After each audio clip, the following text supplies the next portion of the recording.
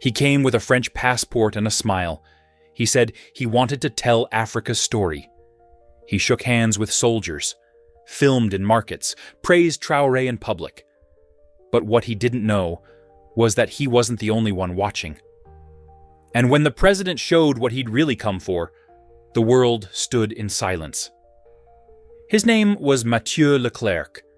He flew into Ouagadougou with a French press badge and 2 suitcases, one full of camera gear, the other with carefully folded suits and expensive cologne.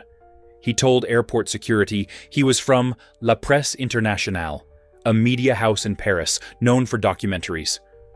"I'm here to film youth, culture, and the new African leadership," he said.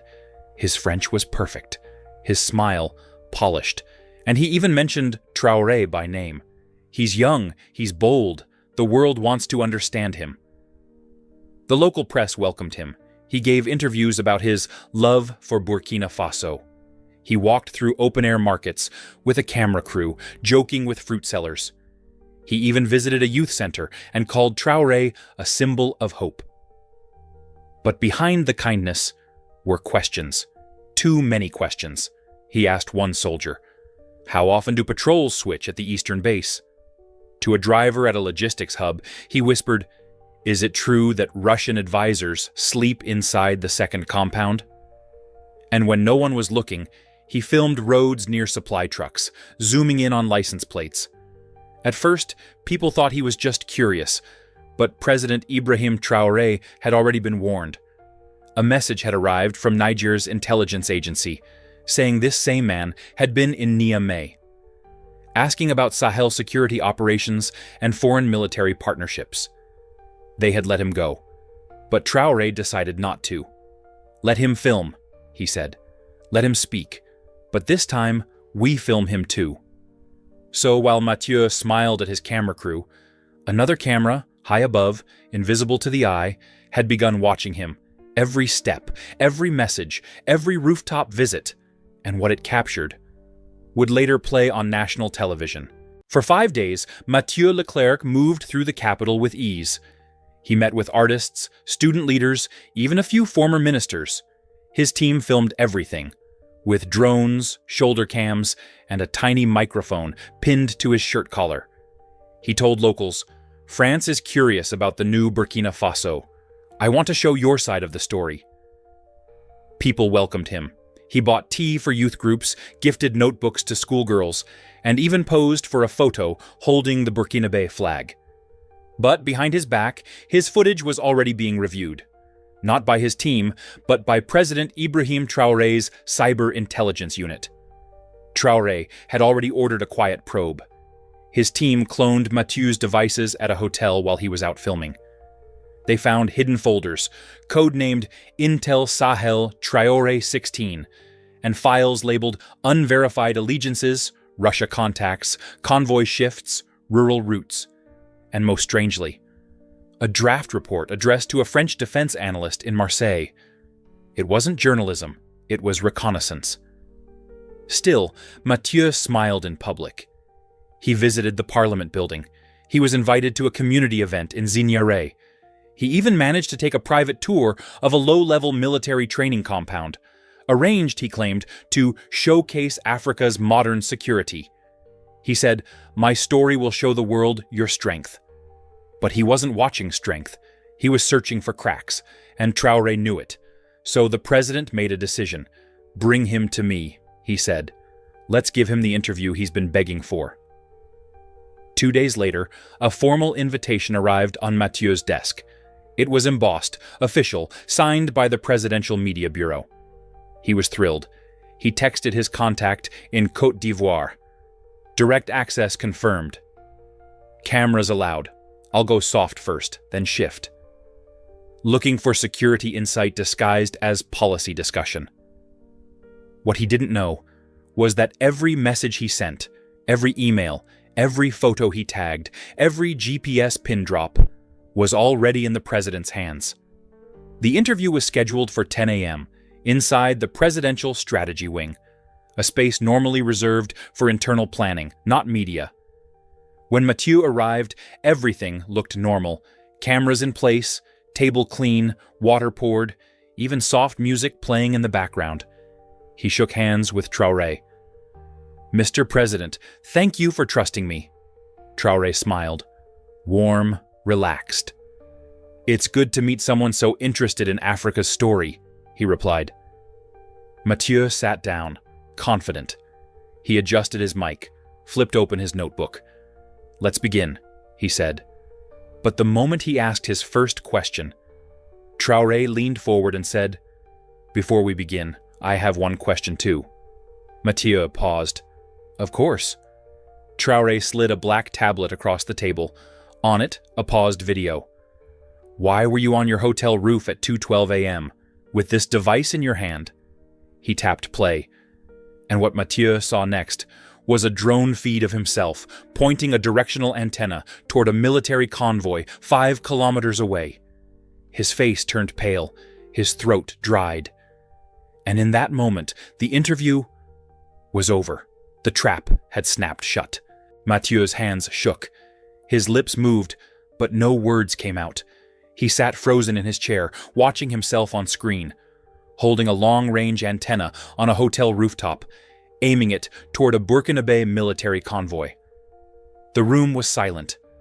President Ibrahim Traore didn't shout. He didn't accuse. He simply asked, "Was this part of your documentary?"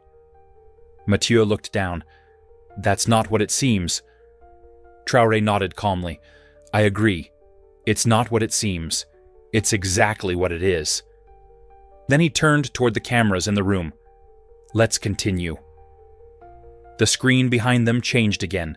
Now, it showed security footage from Mathieu's hotel lobby, time-stamped and verified. In the video, Mathieu handed a flash drive to a man in a baseball cap. The man was later identified as a French intelligence courier, caught crossing the Ghana border 2 days before the broadcast. Then came the emails, encrypted messages, recovered from Mathieu's second phone, sent to a hidden server in Marseille, France. Subject lines like "BF sweep," "weak flank ID'd," "Rues encampment proximity confirmed," "media angle in progress," "request story pivot for Paris release." The final email hit the room like thunder. It read, "Target gives illusion of control, but on ground, Sahel still bendable. Keep soft approach. Show him we're listening." Traore paused. "Is that what you call it now? Spying is listening?" Mathieu's face turned red. He blinked fast, then whispered, "I didn't want to hurt anyone." Traore leaned forward. "You didn't carry a gun, but you aimed your questions like bullets, and every answer you sent was another hole in our wall." Across Burkina Faso, the interview, now a public interrogation, was already being broadcast live, in classrooms, in markets, even in army barracks. And what people saw was not a president losing control. They saw a calm man peeling back a lie, layer by layer, until the spy at the center had nothing left to hide behind. Meanwhile, in Paris, phones were ringing. In Abidjan, officials were watching quietly. They knew what was coming. They just didn't expect Traore to show it to the world. The room stayed silent. Mathieu Leclerc stared at the drone footage of himself on a rooftop at 2:12 a.m., pointing a device toward a restricted military zone. His face was frozen, his breath shallow. He looked like a man who had just realized his game was over. But Traore wasn't finished. The president tapped the screen again. This time, a series of text messages appeared. From ML, France +2, 25, Côte d'Ivoire number, to AR, encrypted, convoy movements confirmed. Military East base lacks full cover. Uploading to Marseille node tonight. Use this doc for coordination with Paris office. Burkina falling into Russian axis faster than projected. The number had been traced to Abidjan, the economic capital of Côte d'Ivoire, where Mathieu had spent 2 months working on a documentary project before entering Burkina Faso. But he hadn't been filming in Abidjan. He had been briefed. There, in a French-linked intelligence unit, Mathieu received his orders. Map logistics. measure troop morale, assess Russian presence, disguise the entire mission as journalism. Traore turned to the cameras in the room, still recording everything. This man claimed he came to understand Africa. But from his hotel in Abidjan, he was already sending our troop data to people who never once stepped on our soil. That is not journalism. That is espionage. One of the president's aides placed a folder on the desk. Inside it, a digital photo of Mathieu standing beside a French official in Abidjan. A guest pass registered to a policy seminar hosted by a European military think tank. Travel logs showing trips to Dakar and Ouagadougou within 36 hours, using alternate routes to avoid detection. Traore opened the folder and looked directly at the man in front of him. You smiled in our markets. You praised our youth. You asked us for trust. But all along, you were feeding our coordinates to people who would use them to control, not protect. Mathieu whispered, I was only doing my job. Traore replied, So am I. He stood up and looked into the lens of the main camera, the one still live streaming to Burkina National TV. Let this moment be clear to every nation watching. Africa is no longer the ground for games, and Burkina Faso is not a file to be studied in Paris. Outside the room, crowds had already begun to gather. Word had spread. A foreign journalist has been exposed by Traore himself. Chants echoed through the streets. We are not your target practice. Burkina sees you now. And inside that conference room, Mathieu sat in silence, the man who came to interview the president, now being interrogated by the truth. It didn't take long. By the time the interview footage reached national television, France was already on the phone. An urgent message came through Burkina Faso's foreign ministry. We request immediate access to our citizen, Mr. Mathieu Leclerc, detained during a misunderstanding while filming. But this wasn't a misunderstanding, and Ibrahim Traore wasn't rushing to explain himself. In fact, he didn't even answer. Then came the second call. This one from Abidjan, President Alassane Ouattara of Côte d'Ivoire. His tone was diplomatic, but heavy. My brother, he said to Traore, you and I both know how complicated these things are. The young man may have made a mistake. But can we handle it quietly? Traore didn't raise his voice. He didn't need to. He didn't just make a mistake, he said. He mapped our military and sent it from your city to theirs. That's not confusion. That's coordination. Ouattara paused, then tried again. This could trigger more tension. Let us take him back to France, and we'll deal with it there. We don't want noise. Traore gave his final answer. You wanted silence when he was spying. Now you'll have silence when we bring him to justice. Then he hung up. That night, Burkina Faso's national broadcaster aired the full footage of the exposure. The drone video, the map, the Abidjan messages, and the moment Mathieu's own voice admitted, I was only doing my job.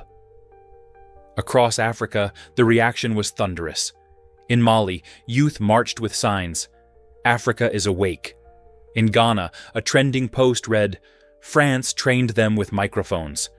Traore trained us with awareness. Even in Paris, a French anchor asked, why do our journalists always show up where troop data goes missing? Inside his detention room, Mathieu Leclerc watched himself on a small screen. He wasn't being yelled at. He wasn't being harmed. He was simply visible. For the first time, the game he played in secret was being watched by the very people he thought would never see. And across Burkina Faso, people didn't just feel angry, they felt something else, respected, heard, defended. Because for once, Africa exposed the spy, before the spy exposed Africa.